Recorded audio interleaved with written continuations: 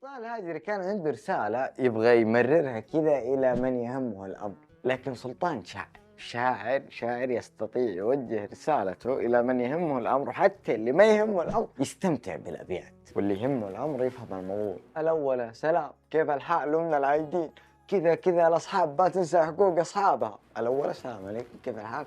في شيء يا أصدقائي في الرسائل يسمى الاستهلال، أكيد عدى عليكم، يعني البسملة بسم الله الرحمن الرحيم إلى سعادة المحترم رئيس لا فهمت. بس سلطان الموضوع عنده مرجلة أكثر، قال لك كذا الأصحاب ما تنسى حقوق أصحابها، وقال لك الأولى ودام فيها أولا أكيد في ثانيا يا صديقي. أنا جحا وبكلمك عن ردية قديمة للهاجري سلطان ومن الذيب محمد. الأول السلام كيف الحال ومن العايدين، كذا الأصحاب ما تنسى حقوق أصحابها.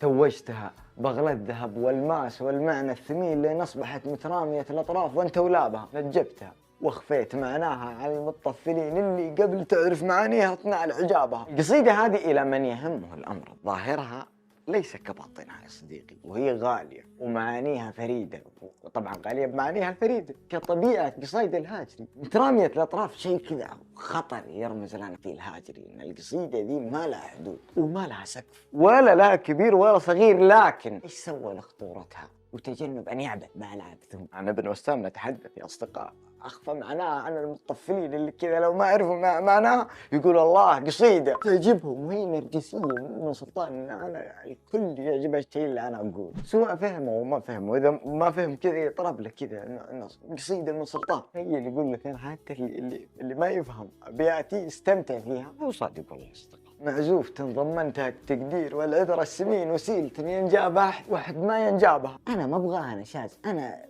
رسالتي تحسها كأنها معزوفة كذا تطرب وانت تسمعها، متخيل؟ والمعزوفة مو شيء بسيط أصدقاء، شوفوا اللي في الموسيقى يتعبون جدا. وحتى لو معزوفتي هذه أو قصيدتي أو رسالتي أقولها وأنا زعلان، وأكيد إني زعلان، إلا إني لامس لك العذر فيها جدا جدا جدا. يعني حتى لو قسيت عليك تأكد إنه ملتمس لك العذر. وفي ناس بتزعل وناس بتنبسط بتقول شكرا انك متعتنا يا سلطان، شكرا انك متعتنا بالادب والشعر. والشعر وسيله احيانا لحل الامور، انتم عارفين اصدقاء احنا عرب في الاخير، فالشعر وسيله مو غايه، وسيله. تعرفوا النمله اللي قالت للنمل لا يحطمنكم سليمان وجنوده، حذرته وبعدها قالت وهم لا يشعرون، استعذرت لهم وهي يقول قصيدتي ذي ضمنتها التقدير والعذر السمين. النمله هذه عجيبه يا اصدقائي، وسلطان شاعر والله شاعر. أنا لخبطتك ركز معايا. يا أيها النمل ادخلوا مساكنكم لا يحطمنكم سليمان وجنوده وهم لا يشعرون. يا أيها النمل نادتهم أولا، ادخلوا مساكنكم أمرتهم. ثاني شيء لا يحطمنكم سليمان وجنوده وهم لا يشعرون. لا يحطمنكم سليمان وجنوده تحذير الوحي وهم لا يشعرون. استعذرت لمست العذر لهم من اللي حصل وحطموكم، ترى هم ما يدروا أصلا، هم مو شايفينكم يا نمل. شفت كيف التمست العذر لسليمان وجنوده؟ اللي سواه سلطان مو جديد، هو التماس العذر، لكن مين يسوي؟ وثق تماما ان العذر بالنسبة للمتعذرين من باب تقدير النشامة والحوش نابها، ولا الردي ما اسمع منه هرجة ولا اشوفه بعين وانا ملبسها الثياب اللي ما هي بثيابها. نوعية ما عندهم حضار ولا غايبين، ترضى علي ولا ما ترضى ما حسبت حسابها. العذر والاعذار ما تصدر الا من الشجعان ويقبلها الشجعان. شوف كلام الهاجري من ذهب. اما بخصوص الردي فهو ما هو من الشجعان ولا من النص ونص حتى. عشان كذا انا يا سلطان الهاجري اصلا لو هو قدامي كذا انا ما اشوفه، كذا اسوي له انت هنا انا ما اشوفك، انت قدامي. ايضا العاطفي يقول قال السموحه كنت احاربك لي عام، قلت السموحه منك ما كنت ادري. اشترك ولا لا؟ اعطيتني اللايك ولا لا؟ يا حبيبي الرجل لو موجود سلطان يسوي كذا يا حبيبي، انا ما اشوفك. لو تصيح مسمع انا ما اشوفك بعين، مو بالاثنين، عين واحده انا ما اشوفك فيها. اقول لك ما اشوفه بعين. وانا لو بزعل يا سلطان ما ازعل من واحد شويه، يعني كذا ولا في كل الحالتين ما عاد يفرق عندنا حضورها وغيابها. شذابة المقفين وكالة عروض الغافلين، شرذمة اللي ابوها شرذمة لابو من جابها. حطيت في ذي طين يا محمد وفي هذه عجين، وخليتها تموت العقارب سمها بذنابها. شفت اللي قبل شوي نقول اللي ما يشوفهم شيء، ترى مو شرذمة، ترى شرذمة يا اصدقاء، مو سب يا اصدقاء. شرذمة الناس اللي عددهم يعني قليل كذا، شوية ناس موجودين، هذول شرذم عادي. لكن السبة لابوها لابو من جابها. وعندنا مثل عربي أذن من طين وأذن من عجين. إيش مشكلة الأذن اللي من طين وأذن من عجين؟ ترى الاثنين زي بعض، طين زي العجين. بس في ناس يدخل الكلام من هنا ويطلع من هنا. طب هو داخل من هنا ويطلع من هنا يمكن يبقى شوية، لكن سلطان يقول لك في طين وفي هذه عجين، يعني كذا تجي أصلا ما تدخل، كذا تبنط وترجع. شفت مساعد رشيدي الله يرحمه ويرحم وفقه ويقول امين. شكر كتب الحلقه ادعى لابوه بالرحمه كمان، ادعوا لكل موتى المسلمين يا اصدقاء. مساعد رشيدي يوم قال صاحوا تناخوا ودوروا بي عذاريب تجمعوا ليلته زا سولفوا بي، سلطان شاف انه اساسا ما يرد عليهم، هم عقارب ويخليهم يموتوا وسموا بذيولهم. ترى هذه القصيده رايحه لمحمد بن الديب.